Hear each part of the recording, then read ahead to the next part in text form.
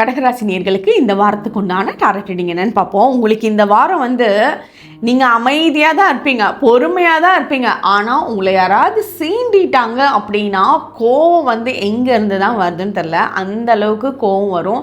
அதனால உங்களை சுற்றி இருக்கவங்க ஏதாவது உங்களை தப்பாக பேசினாங்க அப்படின்னா நீங்கள் ஓகே, கோவப்படுறதெல்லாம் ரொம்ப ரொம்ப நியாயமாக இருக்கும். ஏன்னா நீங்கள் கோவப்பட மாட்டீங்க, ஆனால் கோவப்பட்டீங்கன்னா அது ரொம்ப ஆர்ப்பாட்டம் பண்ணி அழுது எல்லாருக்கும் தெரிஞ்சு ஒரு மாதிரி ரொம்ப சவுண்ட் பண்ணிடுவீங்க. ஸோ அதனால கொஞ்சம் சைலண்ட்டாக போயிடுங்க. சொல்கிற விஷயத்த கொஞ்சம் தெளிவாக சொல்லுங்கள். ஆனால் உங்களோட கோபத்துக்கு நியாயமே இருக்காது. நீங்கள் ரொம்ப கரெக்டாக உங்களோட வேலைகளில் இருக்கீங்க.